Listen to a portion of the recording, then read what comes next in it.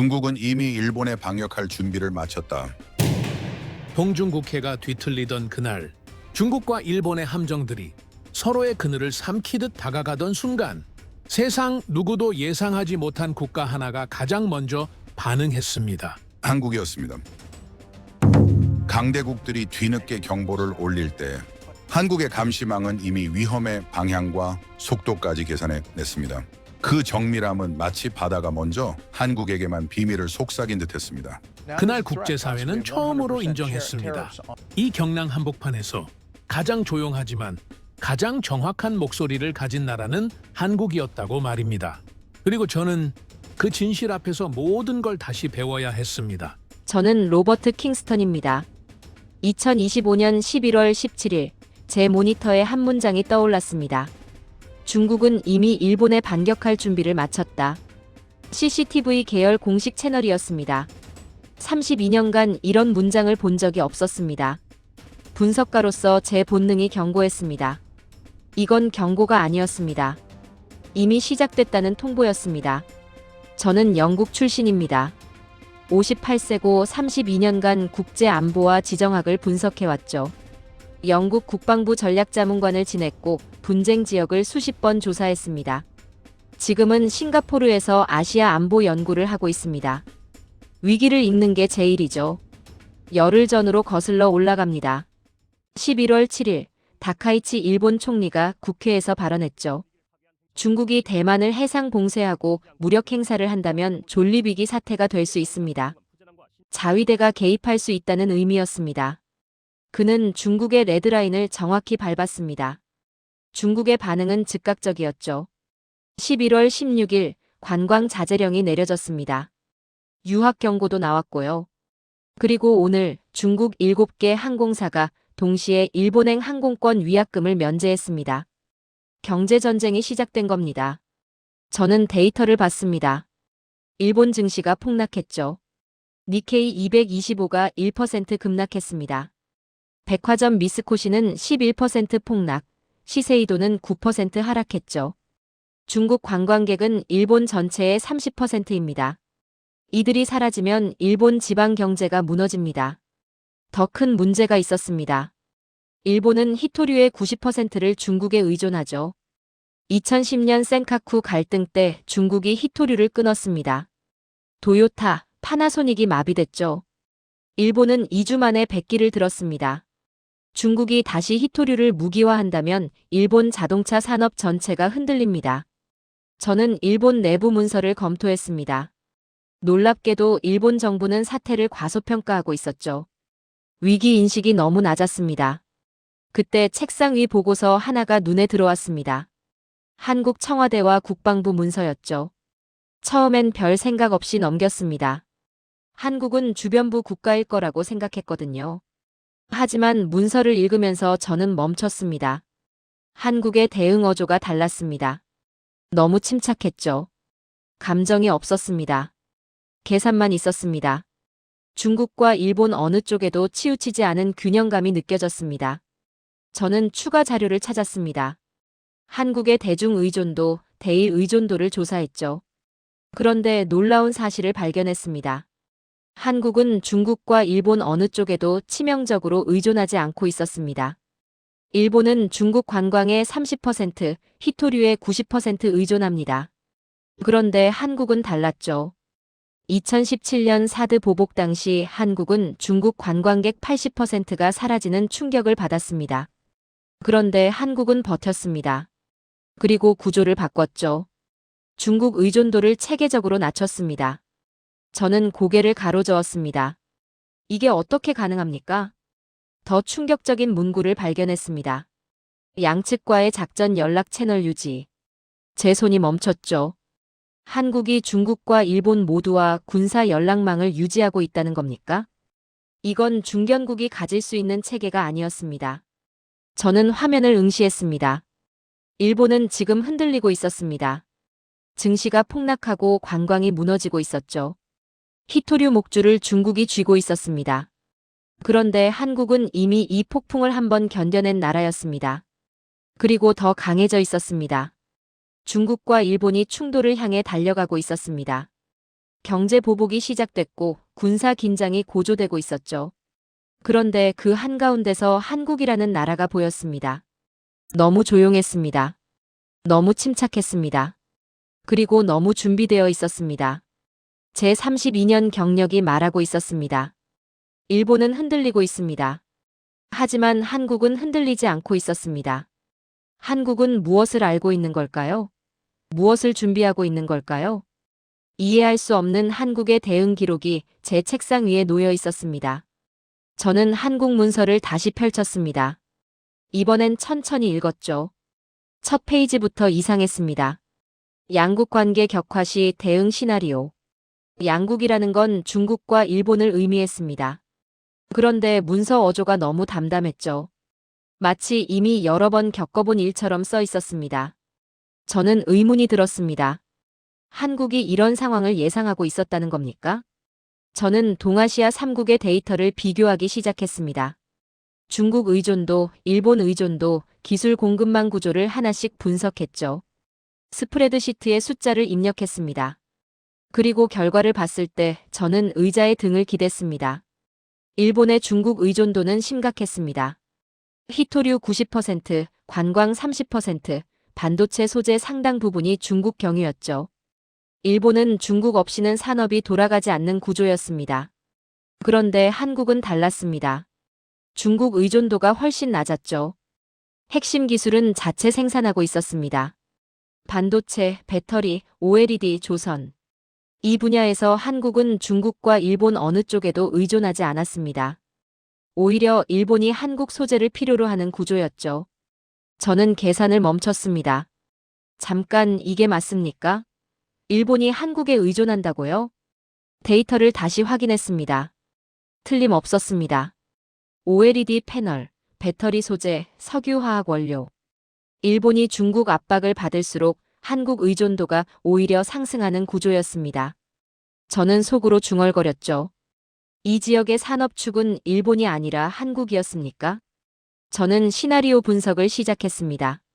만약 중국이 일본에 전면 보복을 한다면 어떻게 될까요? 관광 차단, 히토류 금수, 수출입 제한. 일본은 1차 충격만으로도 GDP 2% 이상 타격을 받을 겁니다. 내수가 무너지고 제조업이 마비되고 지방 경제가 붕괴됩니다. 그렇다면 한국은요? 같은 시나리오를 적용해 봤습니다. 결과는 놀라웠죠. 한국은 타격이 훨씬 적었습니다. 아니, 거의 없었습니다. 왜 그럴까요? 저는 2017년 자료를 찾았습니다. 사드 배치 당시 중국의 보복 기록이었죠. 2017년 중국은 한국을 강하게 압박했습니다. 관광객 80% 감소, 한류 콘텐츠 금지, 롯데 매장 폐쇄. 한국 경제는 큰 충격을 받았죠. 그런데 한국은 버텼습니다. 그리고 놀랍게도 구조를 완전히 바꿨습니다. 중국 의존도를 낮췄습니다. 관광시장을 다변화했습니다. 수출 구조를 재편했죠. 소비시장도 내수 중심으로 전환했습니다. 그 결과 한국은 중국의 압박을 견딜 수 있는 체질로 바뀌었습니다. 저는 고개를 저었습니다. 한국은 이미 한 번 버텨낸 나라였습니까? 일본은 지금 처음 겪는 상황이었습니다. 그런데 한국은 이미 실전 경험이 있었죠. 그리고 대응 모델까지 갖추고 있었습니다. 저는 일본 내부 보고서를 봤습니다. 한심했죠. 위기 인식이 너무 낮았습니다. 중국의 압박은 일시적일 것이다. 관광시장은 곧 회복될 것이다. 희망적 관측만 가득했습니다. 구체적 대응 계획은 없었죠. 저는 한숨을 쉬었습니다. 이런 대응으로는 중국의 첫 파동도 버티지 못합니다. 다시 한국 문서로 돌아갔습니다. 그리고 한 문구를 발견했죠. 양측과의 작전 연락 채널 유지 및 실시간 상황 공유 체계 가동. 제 손이 멈췄습니다. 양측이라는 건 중국과 일본을 의미했습니다. 저는 다시 읽었습니다. 한국이 중국, 일본 모두와 군사 연락망을 유지하고 있다는 겁니까? 실시간 상황 공유까지 한다고요? 이건 불가능한 일이었습니다. 중국과 일본은 서로 적대 관계인데 한국이 양쪽 모두와 소통한다는 게 말이 됩니까? 저는 추가 자료를 찾았습니다. 한국의 군사 감시 체계, 해양 경보망, 위성 정보 시스템. 데이터를 보면서 저는 깨달았습니다. 한국은 동아시아에서 가장 정교한 감시 체계를 갖추고 있었습니다. 그리고 이 정보를 중국과 일본 양쪽에 선택적으로 공유할 수 있는 구조였죠. 저는 의자에서 일어났습니다. 창밖을 바라봤죠. 중국과 일본이 충돌을 향해 달려가고 있었습니다. 일본은 흔들리고 있었고 중국은 압박을 강화하고 있었습니다. 그런데 그 한가운데서 한국은 양쪽 모두를 보고 있었습니다. 한국은 조용했습니다. 하지만 준비되어 있었죠. 이미 폭풍을 견뎌봤고 구조를 바꿨고 독자 체계를 갖췄습니다. 그리고 무엇보다 양쪽 모두와 대화할 수 있는 유일한 나라였습니다. 저는 속으로 중얼거렸습니다. 잠깐, 한국이 중국과 일본 양쪽 모두와 이걸 유지한다고요? 이건 중견국이 가질 수 있는 체제가 아니었습니다. 한국 자료는 이상하리만큼 침착했습니다. 나는 한국을 완전히 잘못 보고 있었습니다. 저는 한국의 산업 지도를 재구성하기 시작했습니다. 반도체, 배터리, 조선, OLED, 석유화학. 각 산업의 글로벌 점유율을 하나씩 확인했죠. 그리고 데이터를 보는 순간 저는 숨이 멎었습니다. 한국은 동아시아에서 유일하게 중국과 일본 모두의 영향권 바깥에서 운영 가능한 산업 구조를 갖추고 있었습니다. 반도체 메모리는 세계 1위였죠. 배터리는 전 세계 전기차의 40%를 공급했습니다. OLED는 삼성과 LG가 시장을 장악하고 있었고요. 조선은 말할 것도 없었습니다. 저는 계산을 멈췄습니다. 이건 우연이 아닙니다. 전략이자 축적된 내공입니다. 더 놀라운 사실을 발견했습니다. 일본이 한국에 의존하는 분야가 생각보다 많았죠. OLED 패널, 배터리 핵심 소재, 석유화학 원료. 일본 기업들이 한국 부품 없이는 제품을 만들 수 없는 구조였습니다. 저는 구체적 사례를 찾았습니다. 일본 자동차 회사들은 한국산 배터리를 사용하고 있었죠. 일본 전자 기업들은 한국 OLED 패널을 수입했습니다. 심지어 일본 화학 회사들도 한국 원료를 필요로 했고요. 저는 고개를 저었습니다. 이 지역의 산업축은 일본이 아니라 한국이었습니까? 일본이 중국 압박을 받을수록 한국 의존도는 역설적으로 상승했습니다. 중국에서 공급받던 부품이 끊기면 일본은 한국으로 올 수밖에 없었죠. 한국은 대체 불가능한 공급자였습니다. 저는 2017년 사드 보복을 다시 분석했습니다. 경제 모형을 돌려봤죠. 당시 중국 관광객 80% 감소, 한류 금지, 롯데 타격. 한국은 연간 15조 원 이상의 손실을 입었습니다. 보통 국가라면 무릎을 꿇었을 겁니다. 그런데 한국은 달랐습니다. 버텼죠. 그리고 예상치 못한 방식으로 구조를 최적화했습니다. 관광은 동남아와 미국으로 다변화했습니다. 수출은 베트남과 인도로 확대했죠. 내수 시장을 강화했고 소비 구조를 재편했습니다. 결과는 놀라웠습니다. 3년 만에 한국은 모든 지표를 회복했죠. 오히려 더 강한 체질로 바뀌었습니다. 중국 의존도는 낮아졌고 산업 구조는 다각화됐습니다. 외부 충격에 대한 저항력이 극대화된 겁니다. 저는 의자에 기댔습니다. 한국은 이미 중국의 압박을 뚫고 살아남은 실전 경험국입니다. 일본과 비교가 됐습니다. 일본은 지금 중국 압박 초입 단계에서 이미 흔들리고 있었죠. 증시 폭락, 관광 붕괴, 히토류 목줄. 일본은 대응 모델이 없었습니다. 처음 겪는 상황이었거든요. 그런데 한국은 이미 겪어본 나라였습니다. 대응 매뉴얼이 있었죠. 정부, 기업, 산업계가 유기적으로 움직이는 시스템을 갖추고 있었습니다. 저는 한국의 감시 체계를 분석했습니다. 초고속 통합 감시망 자료를 봤죠. 레이더, 위성, 해양 감시선이 통합 운영되고 있었습니다. 그리고 놀라운 사실을 발견했습니다. 한국의 감시망은 중국과 일본의 움직임을 실시간으로 포착하고 있었습니다. 센카쿠 해역의 선박 동선, 동중국해의 항공기 이동, 대만 해협의 긴장 상황. 한국이 가장 먼저 감지하고 있었죠. 저는 중얼거렸습니다. 중국과 일본이 움직일 때 한국이 가장 먼저 감지한다는 건가요? 데이터는 명확했습니다. 한국의 감시 체계는 일본보다 12초, 중국보다 19초 빨랐습니다. 이건 기술 수준의 차이였죠. 한국은 첨단 시스템을 갖추고 있었습니다. 그리고 한국은 이 정보를 양쪽 모두와 선택적으로 공유할 수 있었습니다. 중국과도 대화하고 일본과도 대화했죠. 양쪽 모두 한국의 정보를 필요로 했습니다. 저는 모든 데이터를 종합했습니다. 기술적 독립성, 산업 회복력, 실전 경험, 감시 체계, 군사 연락망. 퍼즐이 맞춰지기 시작했죠. 저는 결론을 내렸습니다. 동아시아에서 가장 예측 가능하고 가장 안정적이며 가장 독립적인 국가는 한국이었습니다. 한국은 작아 보이는 나라였습니다. 중견국이라고 생각했죠. 그런데 실제로는 강대국의 체계를 갖추고 있었습니다. 조용히 힘을 축적했고 전략을 구축했습니다. 그리고 위기 속에서 자신의 위치를 확보했죠. 저는 창밖을 바라봤습니다. 중국과 일본이 충돌하고 있었습니다. 그런데 그 사이에서 흔들리지 않는 나라가 있었습니다. 한국이었습니다. 나는 한국을 완전히 잘못 보고 있었습니다. 저는 한국 데이터를 다시 봤습니다. 너무 완벽했죠. 산업 독립성, 회복력, 감시 체계. 모든 게 정교했습니다. 32년 경력의 분석가로서 제 본능이 작동했습니다. 이건 과장일 수 있습니다. 저는 냉정해져야 했습니다.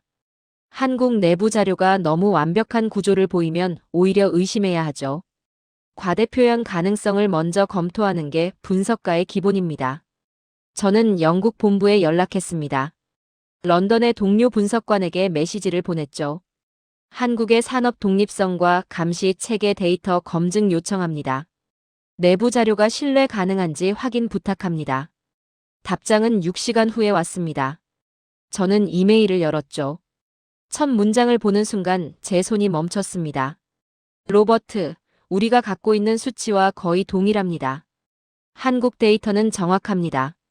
저는 의자에 기댔습니다. 영국 정보기관이 독자적으로 분석한 자료와 일치한다는 겁니까? 이메일은 계속됐습니다.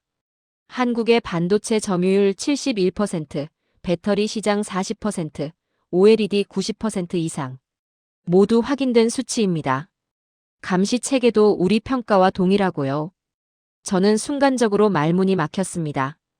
오히려 더 혼란스러웠죠. 제가 의심했던 게 사실이었다는 겁니까? 저는 직접 확인하기로 했습니다. 한국 전문가와 비공식 대화를 시도했죠. 싱가포르에 있는 한국안보연구소 소장을 만났습니다. 김 박사라는 분이었습니다. 저는 냉소적으로 물었습니다. 한국이 정말 이런 구조를 갖췄다고 생각하십니까? 데이터가 너무 좋아 보이는데 말이죠. 김 박사는 차분히 대답했습니다. 로버트, 우린 큰 소리 친 적 없습니다. 단지 누군가는 늘 우리를 과소평가했죠. 그 말에 저는 멈췄습니다. 김 박사는 계속했습니다. 2017년 사드 때 세계가 뭐라고 했습니까? 한국은 무너질 거라고 했죠. 그런데 우린 버텼습니다. 조용히 구조를 바꿨고 더 강해졌습니다. 우리가 떠들지 않았을 뿐이죠. 저는 아무 말도 할 수 없었습니다. 김 박사의 어조는 감정이 없었죠. 그냥 사실을 말하고 있을 뿐이었습니다. 일본을 보십시오. 지금 흔들리고 있죠. 우리가 8년 전에 겪은 일입니다. 차이가 뭡니까? 우린 준비했고 일본은 안 했다는 겁니다. 저는 사무실로 돌아왔습니다. 김 박사의 말이 머릿속을 맴돌았죠. 누군가는 늘 우리를 과소평가했다. 저도 그중 하나였습니다. 그때 새로운 정보가 들어왔습니다. 일본 내각 내부 문건이 유출됐죠. 저는 급히 파일을 열었습니다. 일본 정부의 위기 대응 계획서였습니다. 읽으면서 저는 한숨을 쉬었습니다. 일본의 위기 인식이 너무 낮았죠. 중국의 압박은 일시적이다. 관광시장은 자연 회복될 것이다. 히토류 문제는 협상으로 해결 가능하다. 구체적 대응책은 없었습니다. 희망적 관측만 가득했죠. 저는 일본 문서와 한국 문서를 나란히 놓았습니다. 대비가 극명했습니다. 일본은 위기를 부정하고 있었습니다. 한국은 위기를 계산하고 있었죠. 저는 깨달았습니다. 지금 위기를 모르는 쪽은 일본이었습니다. 추락하는 곳은 한국이 아니라 일본이었습니다. 저는 내적 갈등에 빠졌습니다. 32년간 제가 쌓아온 시각이 흔들렸죠. 저는 한국을 중견국으로 봤습니다. 중국과 일본 사이에 낀 약한 나라로 생각했습니다. 그런데 데이터는 정반대를 말하고 있었습니다. 한국은 약하지 않았습니다. 오히려 준비되어 있었죠. 독립적이었고 회복력이 강했습니다. 실전 경험이 있었고 시스템이 정교했습니다. 저는 창밖을 바라봤습니다. 내가 틀렸을 가능성. 이 문장이 처음으로 제 머릿속에 떠올랐습니다. 분석가로서 가장 인정하기 어려운 문장이죠. 저는 모든 자료를 다시 검토했습니다. 영국 본부 확인, 한국 전문가 증언, 일본 내부 문건, 실제 데이터. 모든 게 한 방향을 가리키고 있었습니다. 한국은 말이 아닌 데이터로 답하고 있었습니다. 조용히, 그러나 명확하게 말이죠. 저는 고백해야 했습니다. 불편했습니다. 하지만 사실이었습니다. 오히려 나의 편견이 이 상황을 흐리고 있었습니다. 저는 키보드 앞에 앉았습니다. 보고서를 작성하기 시작했죠. 첫 문장을 이렇게 썼습니다. 한국에 대한 기존 평가를 수정해야 합니다. 내가 틀렸다는 사실을 인정하는 건 언제나 고통스럽습니다. 하지만 그게 진실이라면 받아들여야 하죠. 나는 한국을 완전히 잘못 보고 있었습니다. 저는 2017년 자료를 전부 꺼냈습니다. 사드 배치 당시 중국의 보복 기록이었죠. 파일을 하나씩 열면서 저는 숫자에 압도됐습니다. 2017년 3월 중국 관광객이 80% 급감했습니다. 연간 800만 명이 사라졌죠. 한류 콘텐츠가 전면 금지됐습니다. 롯데 매장 80%가 폐쇄당했습니다. 화장품, 면세점, 항공, 호텔. 모든 산업이 동시에 타격을 받았습니다. 저는 경제 충격 규모를 계산했습니다. 연간 15조 원 이상의 손실이었죠. 한국 GDP의 1%가 날아갔습니다. 제주도는 관광객이 절반으로 줄었습니다. 명동 면세점은 매출이 40% 폭락했죠. 저는 중얼거렸습니다. 이 정도 타격이면 대부분의 국가는 무너집니다. 그런데 한국은 버텼습니다. 어떻게 가능했을까요? 저는 한국 정부와 기업의 대응 기록을 분석했습니다. 그리고 놀라운 시스템을 발견했죠. 첫째, 관광시장 다변화였습니다. 한국은 즉시 동남아와 미국, 유럽으로 눈을 돌렸죠. 비자 완화, 직항 노선 확대, 마케팅 집중. 불과 1년 만에 동남아 관광객이 30% 증가했습니다. 미국과 유럽에서도 20% 늘었죠. 둘째, 수출 구조 재편이었습니다. 중국 의존도를 낮추고 베트남, 인도로 확대했습니다. 반도체, 화학, 자동차 부품 수출선을 다각화했죠. 3년 만에 중국 수출 비중이 25%에서 20%로 낮아졌습니다. 셋째, 내수 강화였습니다. 소비 진작 정책, 내수 기업 지원, 지역 경제 활성화. 한국은 외부 충격을 내부 성장으로 전환했습니다. 결과는 놀라웠습니다. 2020년 한국은 모든 경제 지표를 회복했죠. GDP 성장률, 고용률, 수출액. 사드 이전 수준으로 돌아왔습니다. 아니, 오히려 더 강해졌습니다. 저는 데이터를 보며 감탄했습니다. 한국은 충격을 기회로 바꿨습니다. 중국 의존도는 낮아졌고 산업 구조는 다각화됐습니다. 외부 압박에 대한 저항력이 극대화됐죠. 저는 국제보고서를 찾았습니다. IMF, 세계은행, OECD 자료를 봤죠. 한국은 경제 회복력 최상위국으로 평가받고 있었습니다. 외부 충격 대응 능력, 산업 다각화, 시장 유연성. 모든 지표에서 상위권이었습니다. 저는 기막힌 듯 웃었습니다. 한국은 이미 폭풍 속을 걸은 사람입니다. 세계는 잘 몰랐죠. 하지만 데이터는 명확했습니다. 이제 일본을 봤습니다. 현재 일본이 겪고 있는 상황과 비교했죠. 일본은 지금 중국 압박 초입 단계였습니다. 관광 자제령이 내려지고 증시가 폭락하고 있었습니다. 저는 시나리오 분석을 돌렸습니다. 만약 중국이 일본에 전면 보복을 한다면요. 한국이 겪었던 수준의 타격을 일본에 적용해 봤습니다. 결과는 충격적이었습니다. 일본은 한국보다 훨씬 더 큰 피해를 입을 것으로 나타났죠. 왜 그럴까요? 세 가지 이유가 있었습니다. 첫째, 일본의 중국 의존도가 한국보다 높았습니다. 희토류 90%, 관광 30%, 제조업 원료 상당 부분이 중국 경유였죠. 대체 불가능한 구조였습니다. 둘째, 일본은 대응 경험이 없었습니다. 한국은 2017년 실전을 겪었죠.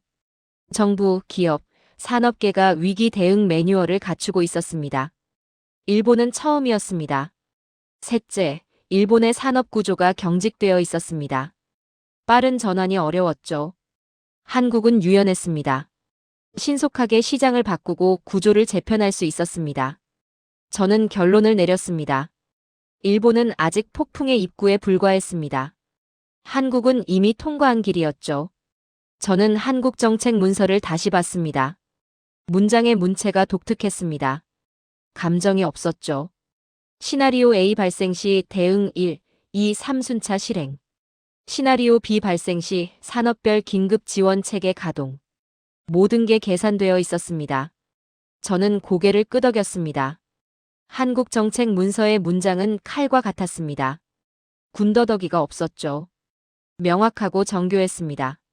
실전을 겪어본 나라의 문서였습니다. 저는 한국과 일본의 위기 대응을 표로 정리했습니다. 한국은 2017년 80% 관광 타격을 받고 3년 만에 회복했습니다. 일본은 지금 30% 타격에 이미 흔들리고 있었죠. 한국은 중국 의존도를 낮추고 다각화했습니다. 일본은 여전히 높은 의존도를 유지하고 있었습니다. 한국은 실전 경험과 매뉴얼이 있었습니다. 일본은 없었습니다. 저는 의자에 기댔습니다. 비교가 너무 명확했죠. 한국은 폭풍 속에서 방향을 잃지 않았습니다. 견디는 것과 살아남는 것은 다릅니다. 한국은 살아남았고 더 강해졌습니다. 저는 창밖을 바라봤습니다. 일본은 지금 한국이 8년 전에 걸었던 길을 가고 있었습니다. 차이는 명확했죠. 한국은 준비되어 있었고 일본은 그렇지 않았습니다. 나는 속으로 중얼거렸습니다. 한국은 이미 한 번 버텨낸 나라였습니다. 저는 새벽 5시에 긴급 알림을 받았습니다. 센카쿠 제도 인근 해역에서 이상 징후가 포착됐다는 내용이었죠. 저는 즉시 모니터를 켰습니다. AIS 데이터가 화면에 떠올랐습니다.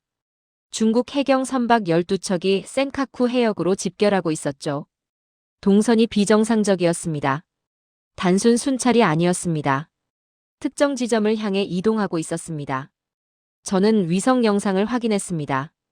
중국 함정들이 일본 순시선과 5km 거리까지 접근하고 있었죠. 일본 해상보안청은 대응이 느렸습니다. 순시선 3척을 급파했지만 이미 늦었습니다. 저는 즉시 판단했습니다. 이건 단순한 압박이 아닙니다. 중국은 실제 충돌 가능성을 시험하고 있었죠. 그때 화면 한쪽에 다른 데이터가 떠올랐습니다. 한국 해양경보 시스템에서 보낸 정보였습니다. 저는 깜짝 놀랐죠. 한국이 이 상황을 이미 포착하고 있었습니까? 저는 한국 데이터에 접속했습니다. 접근 권한이 있었거든요. 싱가포르 연구소는 한국과 정보 공유 협정을 맺고 있었습니다. 화면을 보는 순간 저는 숨이 멎었습니다. 한국의 레이더와 위성이 센카쿠 해역을 실시간으로 감시하고 있었습니다. 중국 선박의 속력, 방향, 통신 패턴까지 정확히 포착하고 있었죠. 더 놀라운 건 시간이었습니다. 한국이 이 상황을 포착한 시각을 확인했습니다. 오전 4시 47분이었죠. 일본이 감지한 시각은 4시 59분이었습니다. 12초 차이였습니다. 저는 중국 측 데이터도 확인했습니다. 중국 해경이 자체적으로 이 움직임을 보고한 시각은 5시 6분이었습니다. 한국보다 19초 늦었죠. 저는 의자에서 일어났습니다. 한국이 이 지역을 가장 먼저 봅니다. 일본보다 빠르고 중국보다 빨랐습니다. 이건 우연이 아니었습니다. 시스템의 차이였죠. 저는 한국의 감시 체계를 더 깊이 분석했습니다. 초고속 통합 감시망 구성도를 봤습니다. 레이더 12기, 해양 감시선 40척, 군사 위성 5기가 통합 운영되고 있었죠.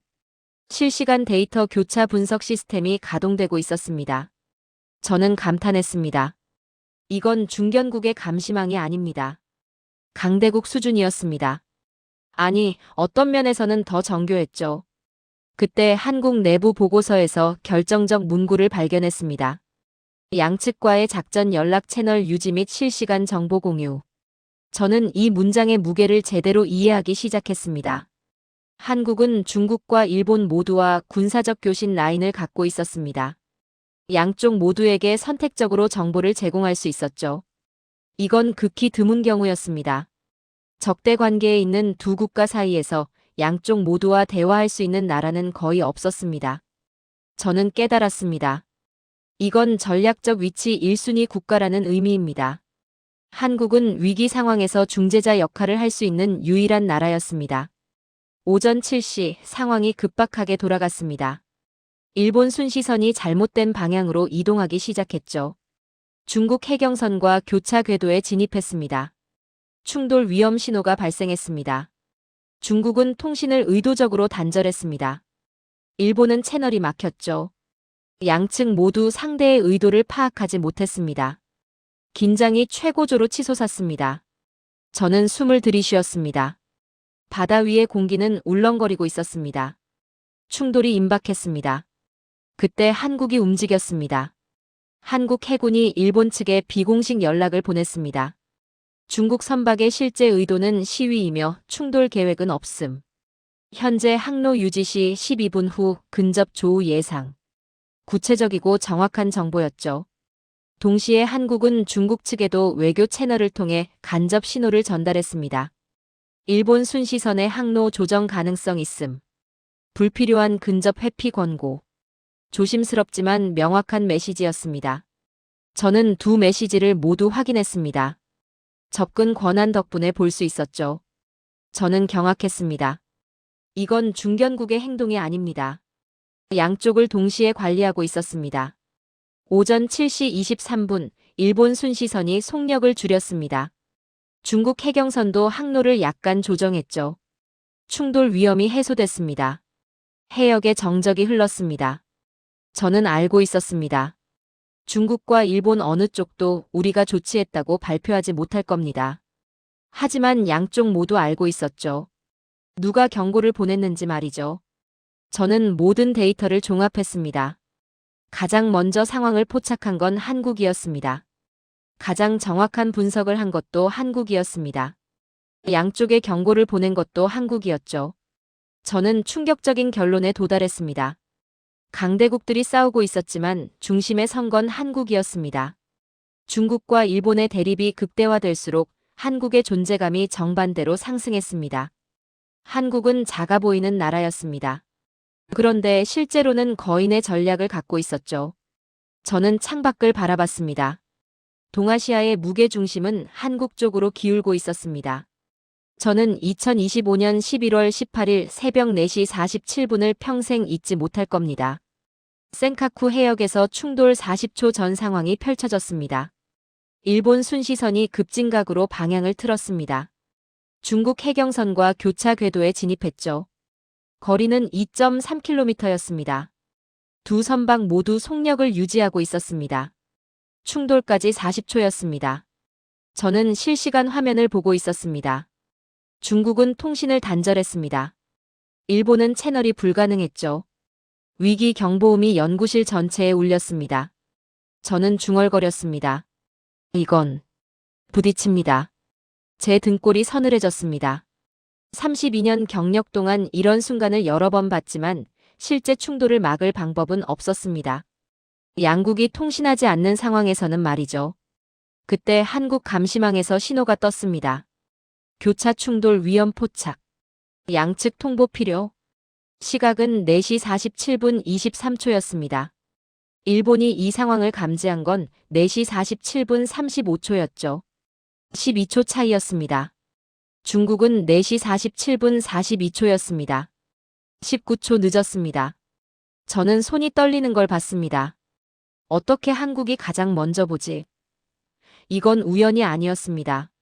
시스템의 압도적 차이였죠. 한국이 즉시 움직였습니다. 일본 해상보안청에 긴급 메시지를 보냈습니다. 현 항로 유지 시 38초 후 충돌. 즉각 속력 조정 권고. 짧고 명확했습니다.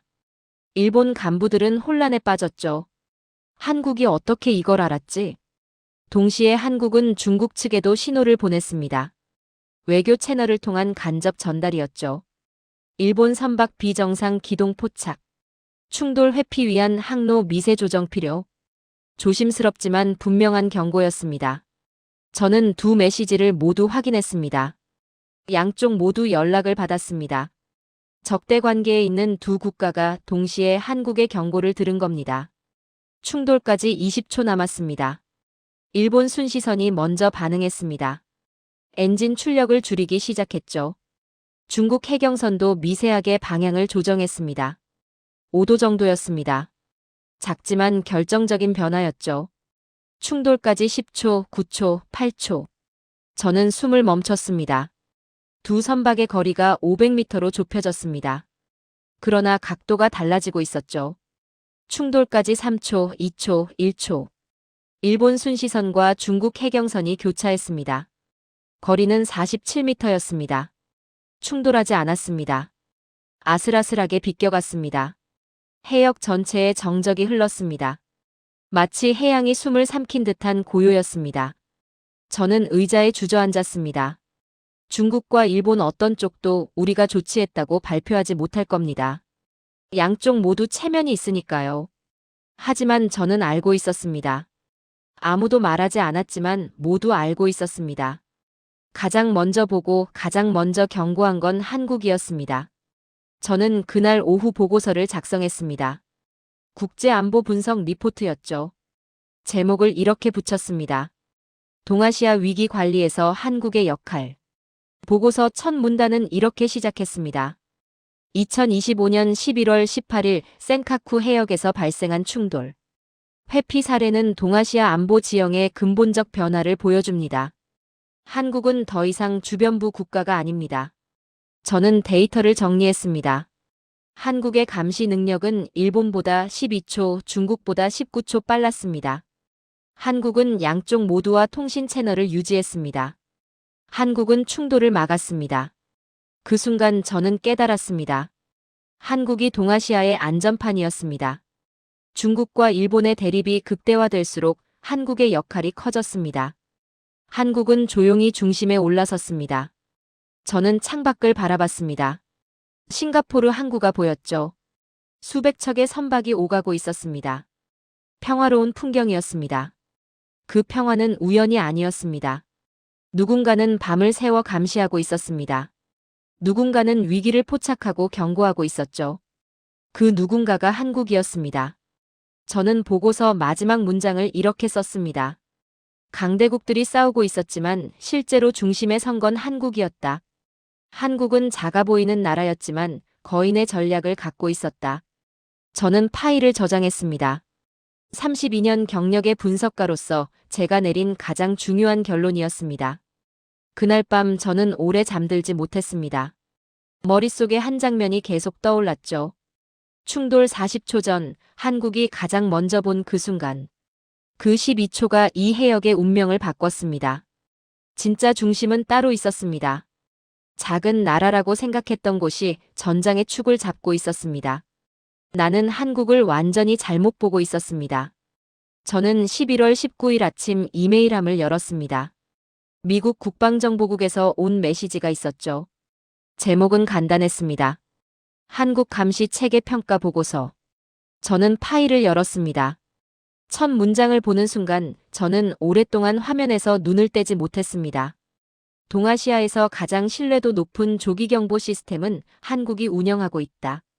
한국의 실시간 감시 능력은 미국 태평양 함대의 전략적 의사결정에 필수적 정보를 제공할 수 있는 수준이다. 저는 의자에 기댔습니다. 미국이 한국을 이렇게 평가한다는 겁니까? 보고서는 계속됐습니다. 11월 18일 센카쿠 해역 충돌 회피 사례는 한국의 능력을 명확히 입증했다. 한국은 동아시아 안보 구조에서 주요 변수로 재평가되어야 한다. 같은 날 유럽안보협력기구에서도 비슷한 내용의 보고서를 발표했습니다. 한국은 기술적 독립성과 전략적 균형감을 동시에 갖춘 드문 사례다. 한국이 국제 전략의 주요 변수가 되는 순간이었습니다. 저는 일본 내부 자료를 확인했습니다. 일본 방위성 회의록이 유출됐죠. 11월 19일 긴급회의 내용이었습니다. 한 일본 자위대 장교가 말했습니다. 센카쿠 해역에서 한국이 우리보다 먼저 상황을 포착했습니다. 12초 빠르게 말이죠. 회의실에 침묵이 흘렀습니다. 다른 장교가 덧붙였습니다. 한국에 경고가 없었다면 충돌했을 겁니다. 일본 언론은 침묵했습니다. 보도하지 않았죠. 자존심 때문이었습니다. 하지만 일본 정부 내부에서는 모두 알고 있었습니다. 한국이 더 먼저 봤다는 걸 말이죠. 저는 더 놀라운 문서를 발견했습니다. 중국 외교부 내부 보고서였습니다. 공개되지 않은 문건이었죠. 한 문구가 제 눈을 사로잡았습니다. 한국은 레드라인 관리의 필수적 존재다. 한국과의 군사통신 채널은 불필요한 충돌을 방지하는 완충장치 역할을 한다. 한국을 함부로 압박하는 것은 전략적으로 득보다 실이 크다. 저는 파일을 다시 읽었습니다. 중국이 한국을 이렇게 평가한다고요? 중국 전략 지도에서 한국이 새롭게 자리 잡았다는 의미였습니다. 한국은 더 이상 간단히 건드릴 수 없는 국가였습니다. 저는 모든 자료를 종합했습니다. 기술적 독립성, 산업 회복력, 실전 경험, 감시 체계, 군사 연락망. 퍼즐이 완전히 맞춰졌습니다. 저는 최종 분석 보고서를 작성하기 시작했습니다. 제목은 동아시아의 힘의 축 이동이었습니다. 첫 문단을 이렇게 썼습니다. 2025년 11월 중국과 일본의 충돌 속에서 한 가지 사실이 명확해졌다. 동아시아의 진짜 힘의 축은 변화하고 있다. 저는 데이터를 정리했습니다. 한국은 반도체 71%, 배터리 40%, OLED 90%를 장악했습니다. 한국은 2017년 사드 보복을 견뎌냈고 더 강한 체질로 변했습니다. 한국은 중국과 일본 모두와 군사 연락망을 유지했습니다. 한국은 동아시아에서 가장 빠른 감시 체계를 운영했습니다. 이 모든 것이 우연이 아니었습니다. 계산된 전략이었고 축적된 내공이었습니다. 저는 보고서에 이렇게 썼습니다. 일본은 지금 흔들리고 있다. 증시 폭락, 관광 붕괴, 히토류 의존. 일본은 중국의 압박 앞에 취약하다. 반면 한국은 이미 이 폭풍을 견뎌냈고 준비되어 있다. 저는 계속 썼습니다. 중국과 일본이 서로를 위협하며 충돌할 때 가장 먼저 상황을 파악하고 가장 차분하게 대응하며 누구보다 신뢰할 만한 움직임을 보인 건 한국이었다. 저는 키보드를 멈췄습니다. 32년간 분석가로 살아왔지만 한국처럼 조용히 힘을 축적한 국가는 처음이었습니다. 저는 마지막 문단을 썼습니다. 한국은 더 이상 주변부의 나라가 아니다. 기술도 산업도 군사도 외교도. 이 나라는 이미 강대국의 행동 양식을 보여주고 있다. 지형이 바뀌고 있다. 눈에 보이지 않는 방식으로. 저는 파일을 저장했습니다. 보고서는 즉시 런던 본부, 워싱턴, 브뤼셀로 전송될 것입니다. 세계가 한국을 다시 보기 시작할 겁니다. 저는 창밖을 바라봤습니다. 싱가포르 하늘은 맑았습니다. 저 너머 어딘가에 한국이 있었죠. 조용히 그러나 확실하게 자리를 잡아가고 있었습니다. 강대국들은 말합니다. 그러나 한국은 행동으로 기록을 남겼습니다. 한국은 존재감을 주장하지 않았습니다. 단지 실력으로 증명했을 뿐이었죠. 나는 오랜 세월 전략을 분석해왔습니다. 그러나 한국처럼 조용히 힘을 쌓은 나라는 처음이었습니다.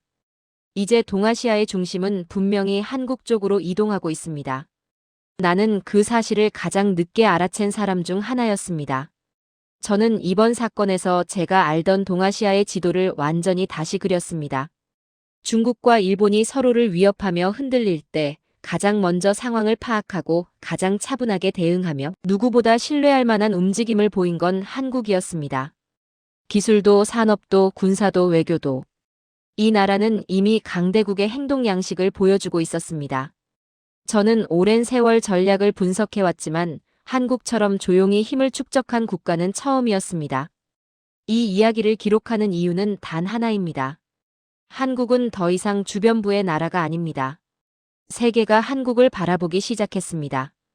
이제 동아시아의 중심은 분명히 한국 쪽으로 이동하고 있습니다. 32년 경력의 분석가로서 저는 확신합니다. 진짜 강자는 따로 있었습니다.